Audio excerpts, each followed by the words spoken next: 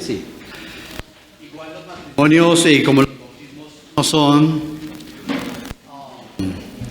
sacramentos, sino definitivamente son actos cristianos y nosotros necesitamos también ser orientados en esa dirección, porque traemos nuestro trasfondo católico romano y en este orden de ideas a veces pensamos justamente que, como nos decía ahora 8 días Brian Killings, llegamos a creer que nos falta solamente los santos óleos, ¿no? La extrema unción. La extrema unción. Entonces vamos a tener un tiempo maravilloso. Si está fallando mucho el micrófono, me avisan y yo lo cambio. Como que está fallando harto, ¿no? Ahí. A ver si es porque tiene mucho feedback, que dicen. Bueno, ese está apagado. Les invito en consecuencia a que me acompañen al Evangelio según San Mateo, en el capítulo 18, y hoy vamos a tener un acto cristiano. Y el acto cristiano que vamos a tener hoy es presentación de niños. Está muy alto. Les invito a que me acompañen a Mateo 18. Voy a leer desde el versículo 1. Evangelio según San Mateo, la versión de Mateo de los hechos del Señor Jesús. Tiene mucho eco. Dice, en ese momento los discípulos se acercaron a Jesús y le preguntaron, ¿quién es el más importante en el reino de los cielos? El Señor llamó a un niño y lo puso en medio de ellos. Entonces les dijo, les aseguro que a menos que ustedes cambien y se vuelvan como niños, no entrarán en el reino de los cielos. Por tanto, el que se humilla como este niño será el más grande en el reino de los cielos. Y el que recibe en mi nombre a un niño como este, me recibe a mí. Pero si alguien hace pecar a uno de estos pequeños que creen en mí, más les valdría que le colgaran al cuello una gran piedra de molino y lo hundieran en lo profundo del mar. Ay del mundo por las cosas que hacen pecar a la gente. Y ese ay está en signos de admiración y ese ay significa juicio. Inevitable, dice el Señor Jesús, es que sucedan. Pero otra vez, ay del que hace pecar a los demás. Si tu mano o tu pie te hace pecar, córtalo y arrójalo. Más te vale entrar en la vida manco o cojo que ser arrojado al fuego eterno con tus 2 manos y tus 2 pies. Y si tu ojo te hace pecar, sácatelo y arrójalo. Más te vale entrar tuerto en la vida que con 2 ojos ser arrojado al fuego del infierno. Miren que no desprecien a uno de estos pequeños, porque les digo que en el cielo los ángeles de ellos, o sea que sí tienen ángeles de la guarda, o sea que en el cielo los ángeles de ellos contemplan siempre el rostro de mi Padre Celestial. ¿Qué les parece? Si un hombre tiene 100 ovejas y se le extravía una de ellas, ¿no dejará las 99 en las colinas para ir en busca de la extraviada? Por supuesto que sí. Y si llega a encontrarla, les aseguro que se pondrá más feliz por esa sola oveja que por las 99 que no se extraviaron. Y vea el adverbio de modo. Así también el Padre de ustedes que está en el cielo no quiere que se pierda ninguno de ¿qué? De estos pequeñitos. Oiga, lo que le arrancaron, ese sermón que le arrancaron al Señor Jesús, simplemente por haberle traído un niño delante de él. Y vamos a ver por qué. Nuestro querido Padre Celestial, Padre de misericordias y Dios de consolación, queremos darte gracias, mi Señor, por este buen tiempo que tenemos. Gracias por darnos el gozo de estar en nuestro local, estar ya la iglesia reunida y tener estos actos maravillosos y preciosos que no son rituales. Y justamente buscamos que no caigamos allí, Señor, sino que sean ceremonias bien sentidas donde podamos edificar a la iglesia, en donde nosotros podamos entender y comprender el consejo tuyo también en actos como estos, Señor. Gracias por la oportunidad que nos das de hacer este diapasó en la exposición que estamos haciendo de Ageo. Y ahora, Señor, centrarnos en algo tan hermoso y tan maravilloso como es traerte los más pequeños, los corderitos, como tú los llamas, Señor.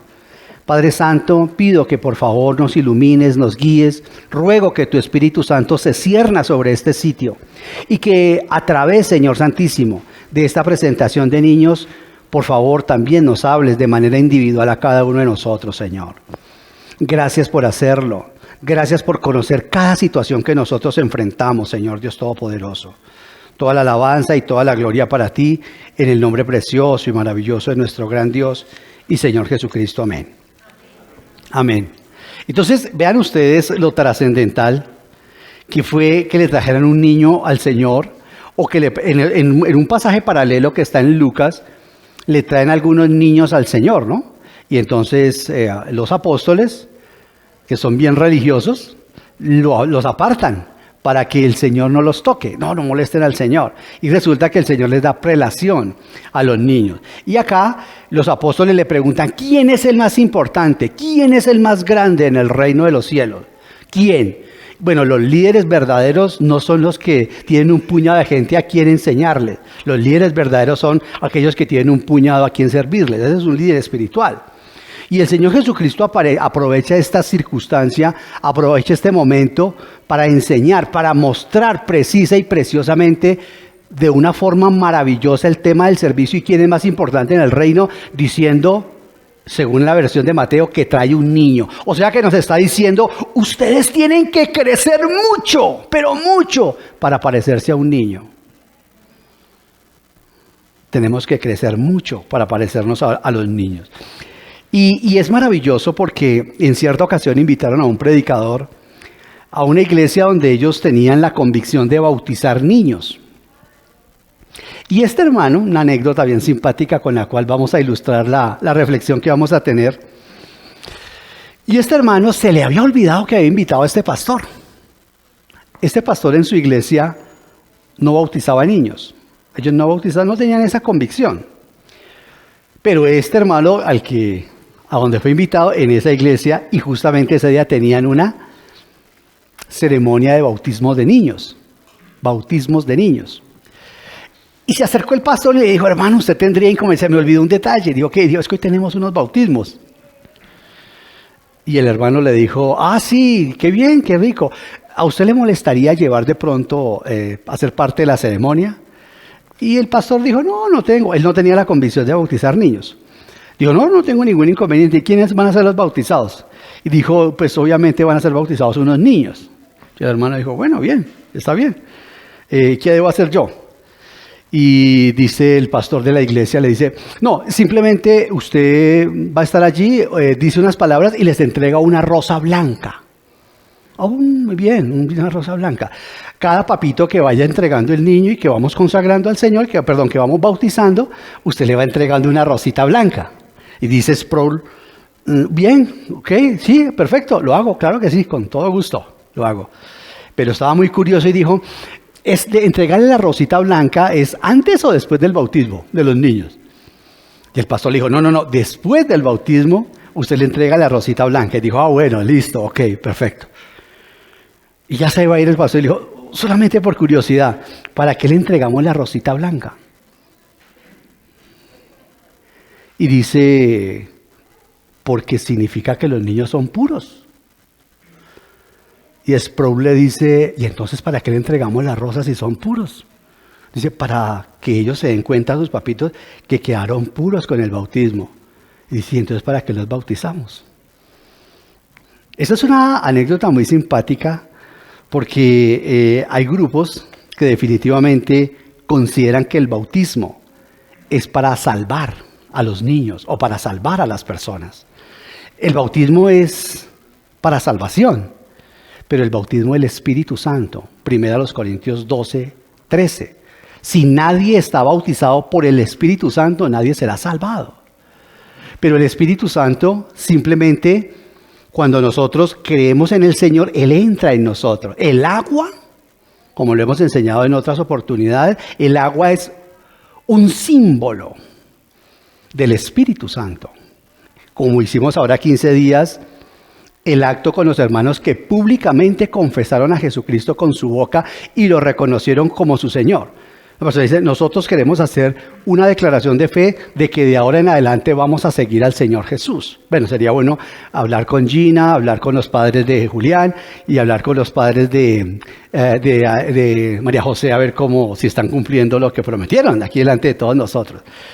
Porque nosotros debemos entender que la simbología que hay en el Antiguo Testamento, ¿cierto? En el Señor Jesucristo viene la realidad de las cosas. Él es la realidad. La carta a los Hebreos dice que ya se acabaron las sombras, que ya está Él acá. Entonces el agua, el bautismo en agua, simboliza al que traía al Espíritu Santo, al que unge, al que bautiza con el Espíritu Santo. Y el que bautiza con la unción es el Santo, que es el Señor Jesús. El Señor Jesús es el Mesías. Por eso Juan el Bautista dice, yo los bautizo con agua, pero eso es mero simbolismo. Entre ustedes hay uno que bautiza con la realidad, el que bautiza con el Espíritu Santo. Y sin ese bautismo, pues nadie es salvo. Por eso, en ese orden de ideas, para que la persona pida ese bautismo, es imprescindible que se lo pida al Señor Jesucristo. En otro escenario, pero es exactamente lo mismo, una mujer samaritana está hablando con el Señor Jesús. Y el Señor Jesús le dice, si tú supieras con quién hablas, tú le pedirías a él agua y él te la daría. Y ella dice, pero Señor, el pozo es demasiado hondo, no tienes con qué sacarla, ¿dónde tienes el agua que me podrías dar? Y el Señor le dice, el que crea en mí, de su interior correrá una fuente de agua viva, o sea, el Espíritu Santo, o sea, el que entra en la persona, sin el cual nadie es salvo, porque el Espíritu Santo son las arras, es el anillo de compromiso que nuestro amado novio nos ha dejado como prenda de garantía que vendrá a casarse con nosotros. ¿Amén? Entonces, en ese orden de ideas, debemos entender cada acto cristiano que hacemos. El año pasado teníamos programado una anécdota pequeñita con mi esposa, pues celebrar el matrimonio, nuestros 25 años de casados, bodas de plata acá. Y queremos hacerlo si Dios nos da licencia, porque creemos que los matrimonios, por lo menos mi esposa y yo lo queremos así, lo creemos. Debemos hacer el matrimonio así en el tiempo de la cena del Señor, cuando estamos todos reunidos. Sí, a veces hacemos una ceremonia especial y súper.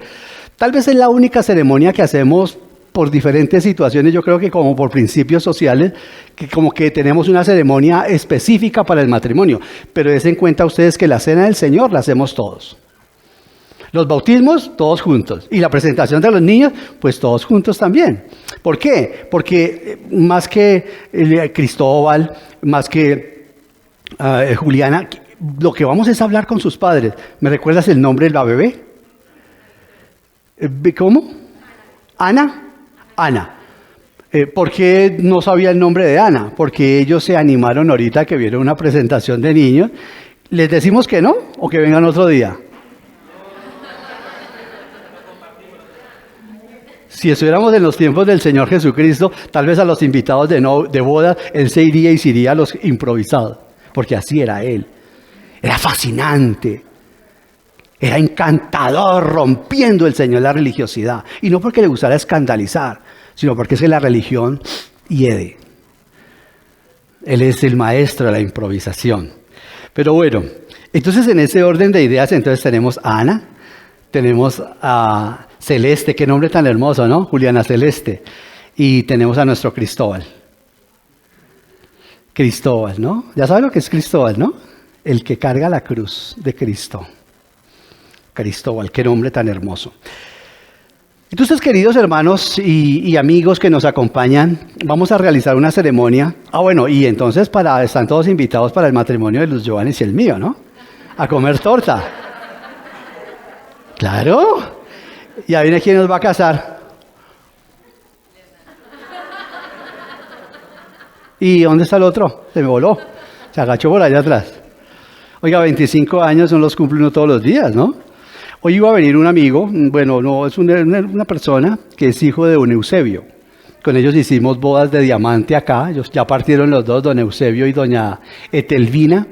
Tuvimos el honor, hasta ahora es el honor que hemos más grande tenido en cuanto al tema de la celebración de las bodas de diamante. Con ellos fueron bodas de diamante, 75 años. Me llamó su hijo esta mañana, lo tenía programado para venir hoy. Tuvo que trabajar hasta muy tarde y no pudo, pero el próximo domingo viene. De manera, queridos hermanos, que están invitados todos a comer torta. Ahorita Julio nos invitará ya al resto. Eso es un poquito nomás para Julio y nomás y los invitados. Nos vamos nosotros para donde Marcelino. Bueno, entonces vamos a realizar esta ceremonia que muchos confunden con el bautismo de niños. No es propiamente el bautismo de niños, aunque esto equivale en el acto. Es algo muy parecido a lo que realiza la Iglesia Católico Romana. Es muy diferente en que nosotros vamos a hacer, con lo que voy a enseñar hoy, a tener la convicción de lo que realmente significa la presentación de los niños. Porque esa figura es muy frecuente en la Biblia. Usted recordará que Moisés fue presentado. Ana apenas ya literalmente dice que apenas ya soltó el pecho a Samuel, Ana fue y lo llevó. ¿Y quién por excelencia?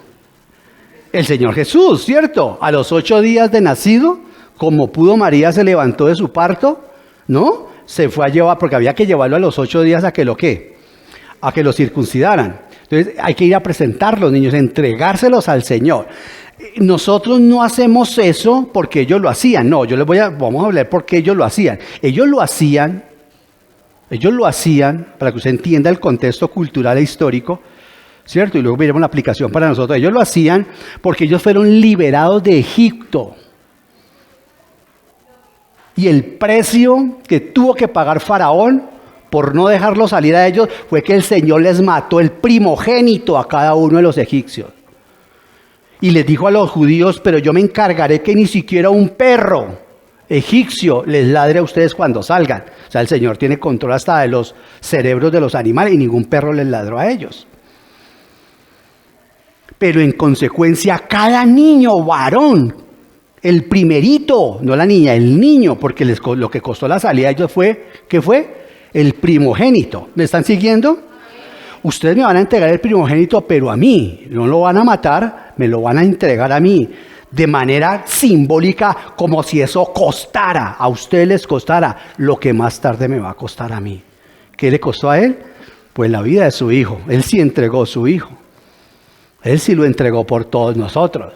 Entonces, cada vez que los papitos iban a llevar a sus hijos, en este caso José y María, llevaban diciéndole, Señor, gracias por perdonarnos, gracias por sacarnos de Egipto, gracias por castigar a los dioses de Egipto. Aquí está mi tributo, aquí está mi hijo, te lo entrego, Señor. Y eso es lo que hacían, esa era la ceremonia de presentación de los niños. Y aprovechaban y le hacían la circuncisión, en una parte obviamente sensible, que significaba que como hombre, que como persona, debía recordar, que tenía que acordarse más del Señor que de la parte sensual de la vida. Entonces ese era realmente el propósito por el cual el Señor les pidió a los judíos que les presentaran a su primer hijo, a cambio de los hijos egipcios, porque el Señor les mató todos los primogénitos. No mató niñas, como esa gente, mató a las niñas, mató a los niños. No, mató también al primogénito de Faraón. A todos los niños primogénitos de Egipto los mató. Y les dijo, ¿realmente no quieren dejar salir a mi pueblo? Entonces el Señor los castigó de esa manera. ¿Por qué bautizan algunos grupos cristianos a los niños? No vamos a entrar en ninguna controversia. Nosotros no somos de ese talante. Nosotros en gracia y discusión entramos a aclarar cuando las doctrinas fundamentales están en juego. Pero esto no es una doctrina fundamental. La doctrina fundamental es el bautismo. ¿Cómo? Eso sí no es fundamental. La doctrina fundamental de la venida del Señor o en escatología es que el Señor Jesús vendrá. ¿Cómo? Eso no es lo fundamental. Lo fundamental es que Él vendrá. ¿Me están siguiendo? La doctrina fundamental no es que celebremos la Santa Cena cada 8 días. No, la doctrina fundamental es que se celebre la Santa Cena. Hagan esto todas las veces que se acuerden de mí, dice el Señor, en mi nombre, ¿cierto? Lo fundamental allí es haciendo el recordatorio. Si lo hacen algunas iglesias cada 15 días, cada 20, cada 2 meses, pues cada uno sabrá. La convicción que nosotros tenemos es cada 8 días. Digo esto porque a veces los cristianos somos muy proclives a andar buscando camorra. Yo tuve durante tiempo el ministerio de la crítica. Qué ministerio tan horrible. Y pido perdón. Y gloria a Dios que está quedando esto grabado. Criticando a los presbiterianos, a los aquellos. No, cada uno será juzgado en las convicciones. Todos seremos juzgados de acuerdo con la cantidad de luz que tenemos. Entonces, más que nosotros estar aquí para hablar mal de otros grupos, lo que estamos aquí es para hablar de la convicción que como iglesia local tenemos delante del Señor. Hay algunos, repito, grupos que creen o que dicen que bautizan a los niños porque de esa manera lavan el pecado original. El pecado original es aquel pecado, porque todo el mundo a veces habla del pecado original, pero ¿y qué es eso? El pecado original es la consecuencia de que Adán y Eva le creyeron a Satanás. Adán y Eva decidieron tomar en sus manos su propio destino. Eso no es algo nuevo que los colegios estén sacando al Señor. Al contrario, cuando yo veo que algunos cristianos colocan eso en sus muros, digo, está un poquito desinformado. Eso sucedió desde Génesis 3. El pecado es que Adán y Eva le dicen al Señor, queremos vivir sin tu dirección. Creemos que lo que Satanás nos dice es cierto. Creemos incluso que podemos ser como dioses. Y el hombre juega con eso, con la genética, no de todas las infecciones que hay, el hombre juega a ser Dios. Entonces, esa tendencia a pecar, esa solidaridad en la que todos nosotros estamos, esa consecuencia de la caída de nuestros primeros padres, la traemos todos los seres humanos. En eso que llamamos el pecado original, es esa tendencia que nosotros tenemos por pecar. El apóstol Pablo dice que todos estamos destituidos de la gloria del Señor y que todos hemos pecado. Uno dice, ¿cuándo pecó Celeste? ¿Cuándo pecó Cristóbal? Él pecó cuando su padre Adán pecó.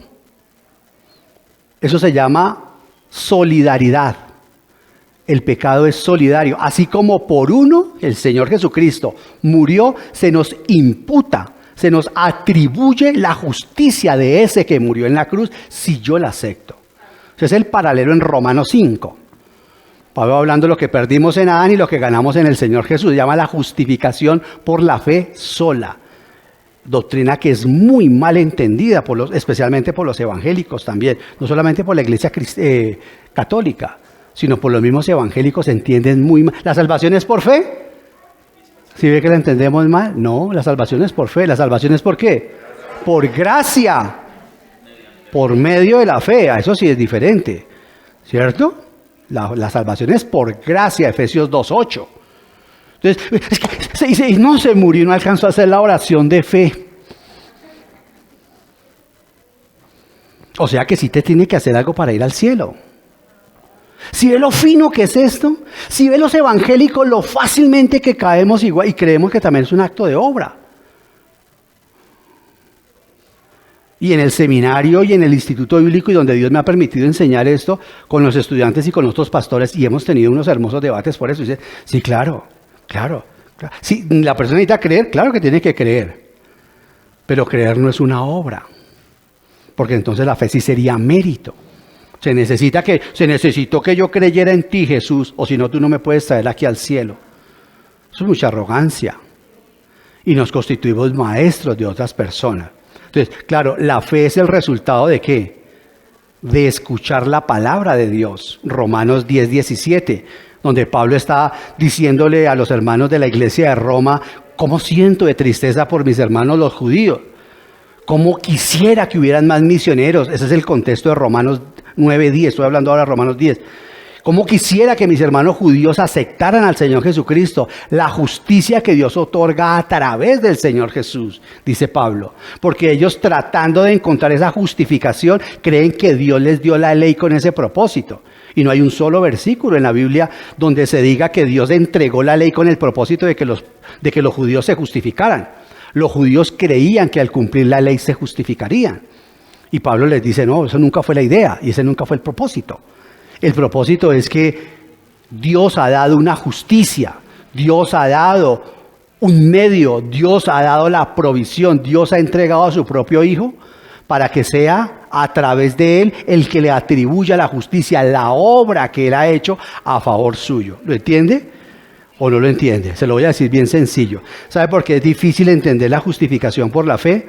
La justificación por la fe es más difícil de entender que la salvación. ¿Por qué es más difícil de entender? Porque la justificación por la fe no es una obra. ¿Me está escuchando? La justificación por la fe no es una obra. La justificación por la fe es una declaración legal. No es una obra. No es una obra que usted tiene que creer. Es una declaración que Dios hizo. La declaración salió de un juzgado. El Padre Celestial dijo, declaro justos a todos el que cree en Jesucristo. Amén. Yo lo quiero creer. Amén, amén. Eso es. Por eso es tan difícil a veces entender la justificación por la fe. Y cuando uno mira las teologías que escriben los evangélicos, y muy buenas, nosotros, y le dedican a lo sumo 3, 4 hojas a la justificación por la fe. En cambio a la expiación, a la redención, a la santificación le dedican 20, 30, 40 hojas. Justamente por eso. Porque se habla muy poco de la justificación por la fe. Es una declaración, es un acto legal que sale de un juzgado. La salvación es algo que nació fue en un pesebre. La salvación es un regalo que Dios le da a la persona que lo quiera aceptar. ¿Usted quiere aceptar la salvación del Señor? Es que mi abuelita era recontra que ultra católica y todos los días era dele y pégale ese rosario. ¿Crees que por eso no se salvó? No, o sea que usted sí cree que la salvación es por obras. No, sí estás creyendo que la salvación es por obras. Usted lo que tiene que asegurarse es de predicar el evangelio, que de la salvación se encarga el Señor. O le vamos a decir ahora, Señor Jesús, ¿por qué perdonaste al bandido del lado derecho? ¿Por qué lo perdonaste? ¿Con qué autoridad perdonaste? No, yo tenía primero que enseñarle, bautizarlo. Imagínese. Hay gente que cree que hay católicos que no serán salvados. Hay gente que cree que habrán pentecostales que no serán salvados. Hay gente que cree que hay carismáticos que no serán salvados, pero lo terrible, hay evangélicos que creen que todos los evangélicos serán salvados. Decía John Wesley, el padre del metodismo, cuando lleguemos al cielo encontraremos a muchos católicos que pensábamos que por allá no iban a estar. Y en cambio extrañaremos a muchos evangélicos que creíamos que por allá iban a estar. La salvación es un regalo.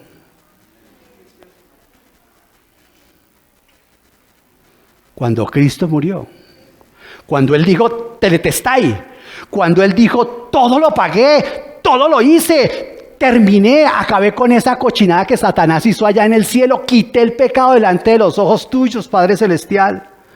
El Padre Celestial, permítame por favor,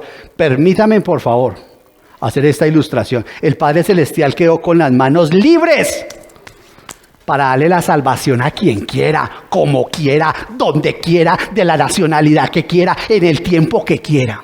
¿Me está siguiendo, querida hermana, querido hermano? Entonces nunca más vuelva a decir que su abuelita está condenada. Porque la gente que habla así es porque no sabe la doctrina del infierno. Piense usted en su mamá o en su papá o en un ser que usted amó y que no siguió el punto de vista teológico que usted tiene. E imagínese a esa señora en el infierno o a ese ser que usted ama en el infierno. Le digo una cosa, y está quedando grabado, yo a un Dios así no adoraría. Eso no es un Dios, eso es un verdugo. ¿O usted por qué cree que Dios salvó a Abraham? Porque Abraham entendió bien la cruz, ¿cierto? ¿Qué entendió Abraham de la cruz? Nada. Pero nada es ni esto. La Biblia dice que el único acto fue que él le creyó a Dios. ¿Qué le creyó? Que el Señor le dijo, de ti levantaré una nación, de ti haré una nación grande. Y dice, y le creyó Abraham a Dios, ¿y le qué? Dice Pablo. Le fue contado por qué. Entonces cuando vuelven a preguntar, ¿y cómo serán salvados los indígenas? Y antes de que existieran aquí los españoles, y cuando antes, y entonces hace 3.000 y hace 4.000 años. Para Dios el tiempo no existe. Y estas cosas ya no se predican desde los púlpitos. Y es triste que no se prediquen estas cosas, porque esta es la santísima fe que tenemos nosotros. Cuando una persona ha hablado, ha confiado en el Señor Jesucristo, usted lo que tiene que encargarse por eso es de ello. Usted y yo, de hablar del Señor Jesús. De que entienda que otro por usted murió. Ya el Señor se encarga del resto. O le vamos a llegar al cielo y decirle, no, Señor, yo no estoy de acuerdo que hubiera salvado a esa persona. ¿Usted ha leído el rey Manasés? ¿Usted ha leído algo lean algo del rey Manasés que está en segundo libro de Reyes? Qué hombre tan malvado. Y te lo vas a encontrar en el cielo. Quemó a sus hijos. Se los quemó al diablo. Te lo vas a encontrar en el cielo. ¿Pero por qué? Porque él se arrepintió. Yo sé que es duro, se llama gracia. Pero en esta iglesia por eso predicamos el evangelio de la gracia del Señor. La gracia es algo que nos rompe la cabeza. Entonces es importante entender eso. Entonces algunos de estos grupos dicen que hay que bautizar a los niños porque hay que lavar el pecado original. Eso pues por lo menos decían los sacerdotes católicos antiguos. Quién sabe si hoy en día muchos de ellos sigan sosteniendo la misma respuesta. Por lo menos los sacerdotes antiguos decían eso. Decía que era porque había que limpiar el pecado a través del agua, ¿no? El agua no tiene ninguna capacidad. El agua la única capacidad que tiene de pronto es de limpiar el cuerpo, algo externo. Pero lo interno, como dice nuestro himno, nunca tu mancha podrás limpiar, sino en la sangre del buen Jesús. En ella sí la podrás lavar. Hoy sin cesar fluye de la cruz. Entonces, nosotros no encontramos tal cosa en la Biblia, ni tampoco la han podido encontrar los eclesiásticos que la leen hoy con más cuidado. No hay tal cosa como que a través del bautismo, ¿cierto?, se laven los pecados. Es cierto, repito, que la Biblia declara que todos somos pecadores y ello significa el pecado original, esa tendencia, esa naturaleza pecaminosa que tenemos todos. Pero nadie puede demostrar que esa tendencia a pecar va a ser consecuencia, o mejor, que se le va a quitar esa tendencia de pecar a Juliana, a Cristóbal o a Ana, que se les va a quitar una vez los metan en el agua. Eso no es cierto. No ocurre. Porque a mí también me bautizaron, como a los 2 años. De hecho, casi me matan porque me dieron gallina, dice mi mamá.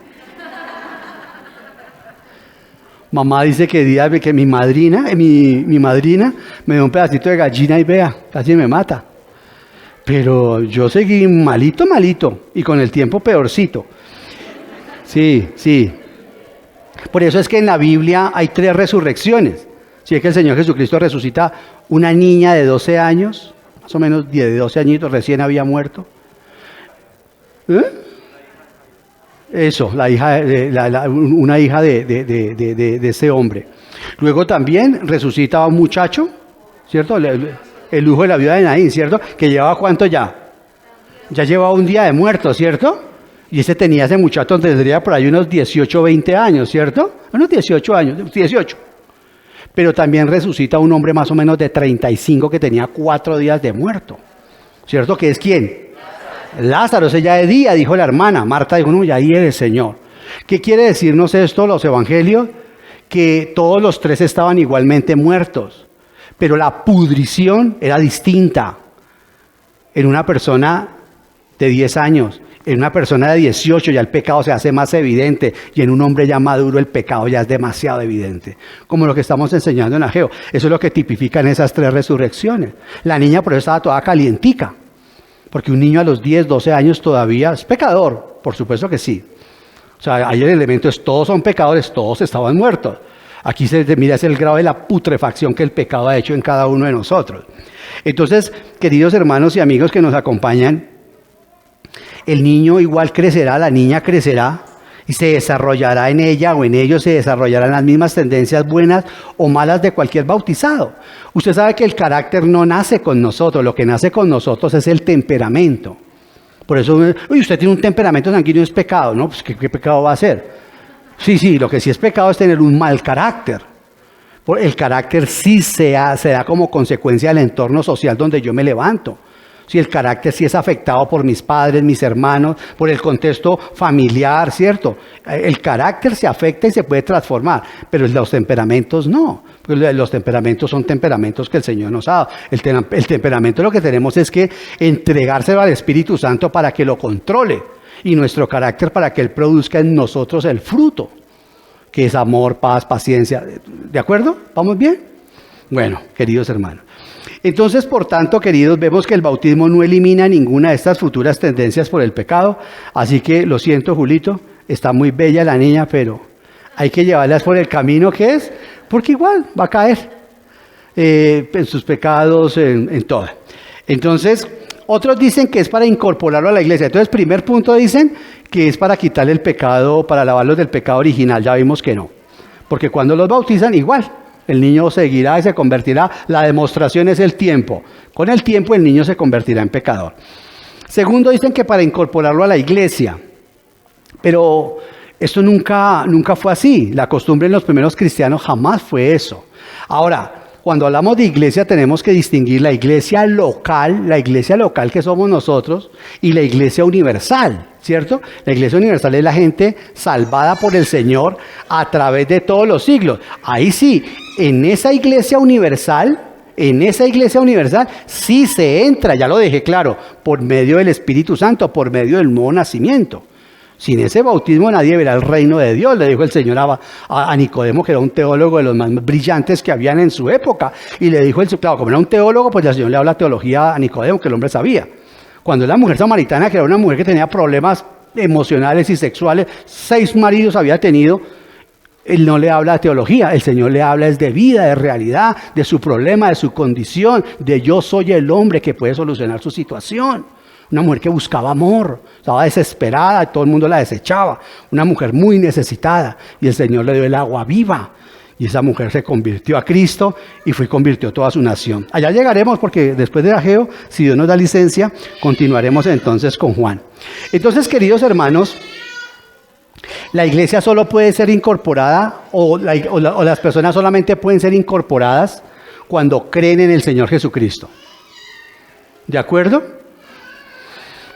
Nosotros nos formamos con mi esposa en una iglesia, por ejemplo, en donde ellos hacen no digamos una ceremonia tan formal como esta, pero finalmente sí es una ceremonia en la cual a nosotros en esta iglesia las personas piden ser miembros de la iglesia local. Entonces se reúnen con el presbiterio, con el pastor, con los ancianos, con todo el mundo, y nosotros queremos, entonces ellos les calificó para ser miembro de la iglesia local, y así lo hacen, y está bien, y es respetable esa forma. Nosotros generalmente lo hacemos en los almuerzos. Decimos públicamente, esta persona terminó el curso vida, tenemos esa forma de darle la bienvenida, digamos, de manera oficial a un nuevo miembro de nuestra iglesia local. Pero eso a la iglesia local, queridos hermanos, a la iglesia universal, se incorpora ¿cuándo? Cuando Cristóbal, cuando Ana y cuando Juliana crean en el Señor. ¿Me están siguiendo? Así es, amén. Amén. Listo. Entonces, en ese orden de ideas, el evangelista Felipe le dijo a un eunuco que oyó el evangelio, que lo aceptó y que quiso ser bautizado. Felipe le dijo, si crees de todo corazón, paremos de aquí su carrito, que el hombre iba en un carro tremendo. Ay, era el secretario de la reina de Candace. Era un etíope. Un hombre con una condición social, pues estaba leyéndose el libro de Isaías. Eso valía mucho dinero. Ni el Señor Jesucristo tuvo un tomo del libro de Isaías. Eso lo estaban en las sinagogas. Por eso al Señor Jesucristo le pasaron un tomo. En Lucas 4, él lee la parte, cierran el tomo y otra vez vuelve, porque eso no lo tenía nadie. Eso era patrimonio, y este hombre traía un carro impresionante, un hombre muy rico. De hecho se cree, buenas evidencias demuestran que el evangelio llega a África por ese hombre. Mira, los africanos fueron los primeros que conocieron el evangelio después de los del Medio Oriente. Mira dónde están. Entonces queremos nosotros entender que la persona tiene que creer en el Señor. Le dijo Felipe, no, hagamos el curso vida que hacen en el aposento Alto Musú antes de bajarlo al agua. ¿Le dijo eso? Le dijo, si crees, paremos aquí su Mustang, bajemos al agua, bauticémonos, y el hombre dice que se fue feliz. Y al igual que Elías, a propósito, el Señor lo cogió y se lo llevó, o igual que Ezequiel, cogió y se lo llevó inmediatamente en el espíritu. Se llama una traslación, se llama eso. Se llevó a Felipe a otro lugar. Entonces, queridos hermanos, cuando un niño todavía no puede demostrar su fe, ¿qué es lo que demuestra en este momento Juliana? Sus necesidades físicas. Mamá, hambre, ¿no? Bueno, en ese caso sí, ya yo no me meto más. Eso es por lado y lado. Mamá, hambre, todos. Pero eso es normal. ¿Cómo se comunican los niños? El llanto solamente pide necesidades físicas. Yo estoy hablando lo obvio. Casi que podría alguien decir, este está insultando nuestra inteligencia. No, lo que quiero decir es que el bautismo lo pide una persona que ya entiende, ¿cierto? Que ya comprende, que ya sabe. Cuando nosotros vemos en la Biblia el modelo, vemos que son los adultos, los que entendían el Evangelio, que se acercaban a Juan para ser bautizados después de haber reconocido sus pecados. Y si usted me acompaña ya a Mateo 3, Mateo capítulo 3, estamos con la nueva versión internacional. Mateo 3, vea los que se bautizaban. Versículo 5, si no tiene una nueva versión y quiere leerlo con nosotros, un hermano le puede prestar su Biblia. Dice, acudía a él es Juan el Bautista, acudía a él la gente de Jerusalén, de toda Judea y de toda la región del Jordán. Vea el 6, ¿cuándo qué? Uy, no, a esta edad ya no se escucha bien. ¿Cuándo qué? Cuando confesaban qué. Sus pecados. Cuando confesaban sus pecados, ¿qué hacía Juan? Los bautizaba en el río Jordán. Entonces, una vez hablando yo con un hombre, creo que es un creyente de otra, concretamente es de otra denominación, y él me decía, pero ¿por qué los judíos, por qué en Hechos dice que la gente, cuando Pedro les dijo, arrepiéntanse, bautícense y recibirán el Espíritu Santo? Y ustedes ustedes los cristianos o ustedes en sus denominaciones, hablan de que el Espíritu Santo primero debe entrar, ¿cierto? Para poder ser bautizado. Y le dije, bueno, llévame a ese pasaje. Y él me llevó al pasaje de Hechos, donde la gente le dijo, ¿qué tenemos que hacer? Después de que Pedro se mancomunó un sermón impresionante, que se convirtieron 3,000. Le preguntan ellos, ¿qué debemos hacer para ser salvos? Y Pedro les dice, arrepiéntanse, bautícense cada uno y recibirán el don del Espíritu Santo. Si ve que el Espíritu Santo se recibe después del después del bautismo, ¿cómo le contestamos ahí? Yo le dije, claro, hermano, pero es que ustedes se cuenta que ese es el bautismo de los judíos. El judío tiene que bautizarse de esa, porque esa es la promesa para él. Por eso ellos nomás se bautizan en el nombre de Jesucristo, porque ellos conocen al Padre, saben quién es Yahvé o Jehová en nuestras versiones. Ellos saben quién es el Espíritu del Señor. Ellos no aceptan a Jesús como su Mesías. El judío tiene que reconocer a Jesús como su Señor, que si confiesas con tu boca, Romanos 10, porque ese texto es para los judíos, que si confiesas con tu boca que Jesús es el Kyrios y que Dios lo levantó de los muertos, serás salvado. Esa es la fórmula judía, para nosotros también la podemos aplicar, pero por eso y entonces se montó una iglesia que se llama los Jesús solos y bautizan solo en el nombre de Jesús. Este hombre patinó, le cuento que el hombre patinó. Yo decía, Señor, ilumínalo. Claro, la cápsula que le mandé con el texto bíblico, claro, lo dejó un poquito ahí como que, espere, suene la campana. Pero así toca evangelizarlos, mandarles cápsulas a las personas. Yo le doy gloria a mi Señor porque así hacía mi esposa conmigo. Que yo no era cristiano, ella me mandaba sus cápsulas. Y yo quedaba, ¿cómo así? Y vaya, mire la Biblia, claro, ese bautismo en los judíos sí es así. Era así, tenía que ser así, pero para nosotros no. Para nosotros la persona debe primero mostrar que realmente se ha arrepentido, ¿cierto? Que ha confesado, que realmente ha aceptado al Señor Jesús, y nosotros así en una ceremonia pública hacemos el bautismo en agua. ¿Vamos bien, queridos? Ya estoy terminando. Cuando un predicador dice ya estoy terminando, faltan 30 minutos. Ya estoy terminando. Nosotros entonces creemos en el bautismo, pero en la edad conveniente. El que tiene el récord actualmente en nuestra iglesia es ¿quién? Dani. Y eso porque desde la otra iglesia, antes de fundar esta, en la otra iglesia donde estábamos, los hermanos allá, 2 ancianos se me acercaron y me dijeron, oye, Daniel está que pide las aguas. Este niño es muy claro, el Señor ha entrado en su vida. Yo le dije, esperemos que cumpla 12 años. Bueno, ya usted es el papá, usted verá. Entonces, pero se necesita eso, que el niño entienda, que la niña entienda, que comprenda. Y en tercer lugar, entonces, ¿a qué vinimos hoy? Si no vinimos a alabar a los niños para que se les quite su pecado original, si no vinimos a incorporarlos a la iglesia, entonces vinimos a presentar a estos niños. Vinimos a traerlos a esta casa de oración, porque eso sí es una casa de oración. Porque, como lo dije anteriormente, esto fue lo que hizo la Virgen María con José. Imagínense esa santísima mujer levantarse a los 8 días. Pues el parto fue normal, pero tenían que hacer eso. ¿Del gozo de qué? Dice Mateo, de que tuvo su... Bueno, ¿dónde están los lectores de la Biblia? Tuvo su... primogénito, exactamente, no a su unigénito como algunos creen.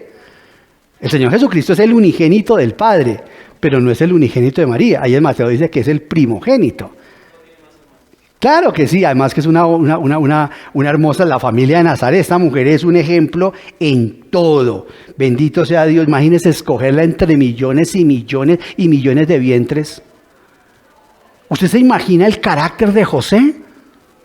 José descubrió que su novia está en embarazo, pues fue tan íntegro, era un hombre tan íntegro, que dicen las Sagradas Escrituras que pretendió dejarla en silencio. Ay, cuánto necesitamos de hombres así, ¿no? Dicen que los caballeros tienen mala memoria, ¿no? Porque hay cosas de las mujeres que no se deben decir, aunque sean ciertas. Entonces, queridos hermanos, en ese orden de ideas, nosotros vemos que esto ocurría y esto ha ocurrido. Nosotros venimos a consagrar a estos niños, vamos a consagrar a estos niños y a pedir su bendición, vamos a pedir la bendición para ellos, pero escuchen esto, queridos, pero sobre todo sobre sus padres. Sí, venimos a pedir más que todo por sus padres, venimos a encomendar a estos niños al Dios omnipotente que está en todas partes, que se comunica con las personas que estamos aquí por medio de su Santo Espíritu. Venimos a pedirle que tan pronto estos bebés estén en la edad de responsabilidad de pecados voluntarios, puedan buscar la justificación ante Dios por medio de la fe en el Señor Jesucristo. ¿Han entendido qué es la justificación? Hemos entendido qué es la justificación. Entonces vamos a pedirle eso al Señor, eso es lo que le vamos a rogar y le vamos a suplicar. No vamos a hacer un rito, no, lo que vamos a pedirle es eso al Señor, para que estos niños, esta bebé y estos 3 bebés, porque todas son bebés, encuentren pronto al buen pastor. Para que se encuentren pronto con el Señor Jesús. Porque como lo leímos ahí en Mateo 18, Él vino a buscar. ¿Se acuerda que hay una parábola de la oveja perdida que ahorita él mismo nos la dijo? Porque los niños nacen con su pecado. Hermano, y si el niño se muere antes de su edad de conciencia, ¿para dónde se va? Para el cielo. Por Romanos 5 lo creemos. En el Nuevo Testamento no se condena a nadie por un decreto electivo que enseñan algunos sistemas teológicos por allí. El Señor Jesucristo dice, esta es la condenación, que algunos fueron elegidos y que otros no fueron elegidos. ¿Dice eso? Esta es la condenación, que yo vine, que la luz vino al mundo y que los hombres amaron más las tinieblas. Entonces, aquí todos están condenados, todos estamos condenados, absolutamente todos, desde Adán. Esa es la tesis de Pablo en la carta a los Romanos, que espero algún día poderla enseñar, que la enseñemos, la carta a los Romanos. La tesis de Pablo es que, y porque es la palabra de Dios, todos estamos destituidos de la presencia del Señor. Y en la medida en que nosotros somos instruidos, evangelizados, que nos cuenten del Señor Jesucristo, lo que hizo en la cruz, pues si nosotros aceptamos esa declaración que sale de un juzgado por el juez, que es el Padre Celestial, seremos perdonados. Entonces vamos a pedirle eso al Señor. Vamos a pedirle para que sus padres tengan la sabiduría, tengan el conocimiento, su abuela, sus abuelos, los que vienen de testigos, para ayudarles a educar en su camino. Educa al niño en su camino. En el original, la palabra que da en el original, en el hebreo, es que un niño está frente a dos bocas. Y por aquí es el de la perdición y por aquí es el de la salvación. El proverbio, el verbo en el hebreo, esa es la connotación que da. Y que el papá le dice, este es el camino bueno, mijo, mija, y este es el camino malo, mija, este es el camino del Señor, hijo. Este es el camino. Y que su hijo no le diga, ¿sabes por qué no quiero caminar por allá? Porque no me lo quiero encontrar a usted por ese camino. Porque es el punto real para que un niño no llegue a Dios, son sus padres.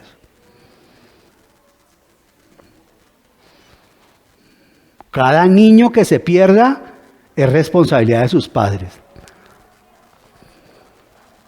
La iglesia en donde John Piper, acaban de quitar a John Piper de la predicación por eso. Y todo parece indicar que él le enseñó a su hijo. Pero ¿y la casa? Como decía el merengue dominicano, Juliana, se nos quema la casa, se nos quemó la casa. Usted es el bombero y está pagando por todo lado casas. ¿Y los suyos? ¿Recuerdan la bruja, el ropero de Aslan? Las crónicas de Narnia. Y Aslan le pregunta, ¿y dónde está el otro hermano? ¿Dónde está el otro hijo de Adán? ¿Cómo va a perder? Si yo le di a usted 4 hijos, ¿por qué me trae 3? ¿Qué le decimos? ¿Qué le decimos? Hay que llorar, es aquí todavía. Y hay personas que tenemos que pedirle al Señor que nos ayude. A ver cómo ganamos nuestros hijos. ¿Cómo lo ganamos? Porque duro que un hijo diga eso.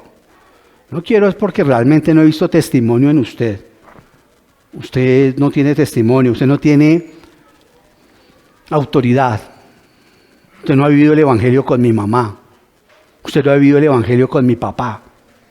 Cuenta Samuel Pérez Millos que en una ocasión lo invitaron a un almuerzo.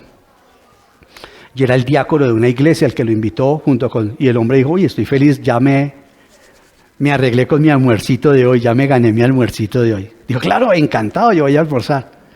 Y dice que cuando entró allá, vio a un joven que no lo había visto por la mañana en la iglesia. Y el joven era un mechudo, un melenudo, de esos así parecidos a Santiago Benavides. Oiga, ¿verdad? Hay padres que les molesta porque su hijo tiene el pelo largo. Gloria a Dios, porque los que nos estamos quedando así que luzcan esa melena, ¿o no, Marcelino? Fenomenal. Pero bueno, eso ya cada uno sabrá cómo. Y después le dice a su hijo, conoce al Señor. El Señor es amor. Yo le digo a los papás, pero querido, el salvo es usted. Su hijo no es salvo. Su hija no es salva. Se supone que el salvo es usted y que le tiene que dar testimonio a sus hijos, a sus padres. Y dice que el hermano se sentó y le pusieron un jovencito melenudo al frente. Y entonces comenzó el almuerzo. Y allí entonces el diácono, antes de sentarse, le dijo a Pérez Millos, tengo un hijito que es un poco rebelde. A ver si usted me le puede hablar en el tiempo del almuerzo. Dijo Pérez Millos, ya estábamos en la casa, o si no me hubiera ido. Pues no sabe lo incómodo para uno como anciano, como líder, como hermano en la fe, que lo pongan a eso. No porque le estén cobrando el almuerzo, sino porque uno sabe qué ha ocurrido allí. No necesita uno ser profeta, uno sabe que el hermano no ha hecho la labor con su hijo, que no ha pagado el precio, que no le ha dicho, hijo, perdóneme. ¿Cómo va a decir eso a mi hijo? ¿Que me la dedica? ¿Por qué se la va a dedicar? Lo que pasa es que cuando nuestros hijos no ven al Señor en nuestros caminos, no quieren seguir nuestros caminos. Y eso pasó con el muchacho, y entonces el muchacho terminaron la cena, dijo, había un silencio sepulcral, yo no sabía ni qué decir, dice él. Y finalmente dije, pues sí. Dijo, el muchacho era tan inteligente que me vio a mí metido ahí como todo incómodo, y le dijo, pastor, yo tengo ahorita clase en la universidad, yo tengo que salir, en 10 minutos tengo que salir, por favor dígame el sermón que me va a decir, porque sé que eso es lo que va, para eso lo invitaron, tranquilo.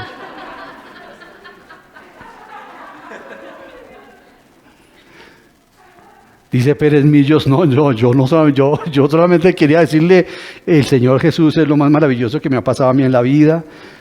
Fui invitado a esta ciudad, estoy muy contento de estar acá y muchacho inteligente, como todos, los chicos deben ser muy pilosos. Y el muchacho se quedó mirándolo y le dijo, mire pastor, yo sé por qué mis padres lo invitaron, para que usted me diera otro sermón de que reciba a Jesús en mi corazón. Este señor que usted ve acá, toda la vida ha maltratado a esta señora. Esta señora que usted ve aquí, que es mi madre, cada vez que salen para la iglesia tienen una pelea terrible y luego los veo a los dos abrazados en la iglesia. No quiero ser como ellos. No deseo ser como ellos. Dice Pérez Millos que medio volteó a mirar al papá y el papá tenía la cara en el plato. Duro. Se paró el chico y le dijo, lo siento, pero ya tengo que salir. No, adelante, claro, chao. Y le dijo, ahí tienes. ¿Qué hacemos ahí?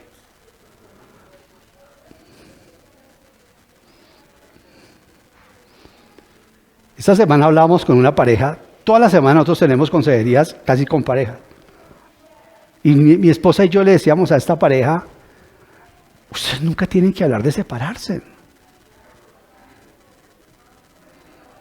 Usted no sabe lo que significa para un niño escuchar que su papá y su mamá pelean. Uno de niño lo primero que piensa es por mi culpa. ¿Sabía usted eso? Los niños sienten que es por su culpa, que sus papás están peleando por su culpa. Pero entonces, ¿qué hacemos, hermanos? Cuando lamentablemente la embarremos, ¿qué hacemos? Cítenlos en la sala. ¿Ustedes tienen una sala? Sí, tenemos una salita. Llévenlos a la sala. Hablen con el Señor, usted y su esposa, y vayan y hablen con el bebé o los niños. Y díganle, mira hijos, yo les quiero pedir perdón por haber maltratado a esta mujer que es la mejor de la vida. Yo quiero asegurarles que por nada en el mundo, nunca piensen que es por culpa de ustedes, y ella y yo nunca nos vamos a separar. Usted no sabe la psicología, cómo se fortalece en un hijo. Y así hacíamos con los nuestros. Podrá pasar lo que pase, mamá y papá, como somos pecadores, constantemente fallamos. Pero ustedes jamás piensen que nos vamos a separar. Ah, bueno, ¿podemos ir al parque otra vez? Sí, vayan ya. ¿Quieren que hablemos con sus niñas? Por favor, pastor. Bueno, denos argumentos. ¿Usted quiere que yo le hable a su hija del maravilloso Jesús que perdona pecados? Dénos usted la posibilidad de hablarle a su hija y de decirle que ese Dios es tan poderoso que puede abarcar un divorcio como el que ustedes están pensando o algo por el estilo. Demuéstrele usted a sus hijos que ese Jesús que usted proclama tiene poder para enseñorearse de un divorcio. Ese es el mensaje, porque si no nos quedamos sin mensaje. No hay mensaje que darle a nuestros hijos. ¿Amén? No hay un mensaje, yo no tengo un mensaje para darle. Dios es amor, ¿y por qué se separó mi mamá y mi papá? ¿Por qué estoy yo acá en esto? Entonces, queridos hermanos, no basta con educarles con cariño. Esto lo pueden hacer incluso hasta los ateos. Y gloria a Dios que ustedes eduquen a los niños con cariño. Debe ser así, con terneza, con ternura. Pero gracias a Dios que Dios ha puesto ese cariño maternal incluso en la gente que no lo conocen a Él, en las mentes de los mismos, incluso los mismos animalitos. Uno ve los mismos animales, las gatas, todos cómo cuidan sus propias crías, cómo cuidan sus propios hijos.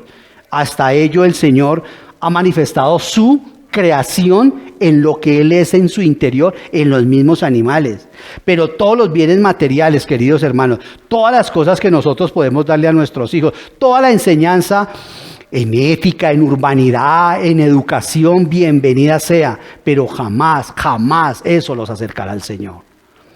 Lo que lo acercará al Señor definitivamente es que usted tenga un culto familiar con su hijo, con su hija y con su esposa. Si no, y cuando a veces me hablan y me dicen, hermano, pero es que, ¿cómo hago para enseñar el devocional por la mañana a los niños? ¿Cómo haces tu devocional? ¿Cuántos años tiene tu hijo? Pues tiene 5. ¿Cómo haces el devocional con tu hijo? No, pues nosotros cogemos aquí la Biblia, hermano. Lo primero que usted tiene que... Míreme a los ojos. Lo primero que usted tiene que hacer es quitar la Biblia, hermano. Los niños no entienden así, ellos no razonan así como usted y como yo. Usted tiene que traerles un libro que ellos, lo que hacen en la escuela dominical ahorita, que les muestren a ellos en su mundo 5 minutos y eso es más que suficiente. ¿No lo cree? Tiene que mostrar la creación en dibujos. No es que nosotros lo sentamos ahí, quieta, que todavía no he terminado el devocional. Pero a ver, ahora usted lea esta porción y usted lea, y me la lee en Reina Valera del 60. ¿Cómo, hermano? No, por eso le decimos, hay que venir a la escuela dominical también para aprender cómo educamos a los niños. Cómo darle el devocional a nuestro, con que usted esté 3 minutos, que usted le enseñe de esas, tanto dibujito animado que hay. Ya, y oran. Eso es su devocional para el niño. Háblale del Señor, del maravilloso Señor. Amén.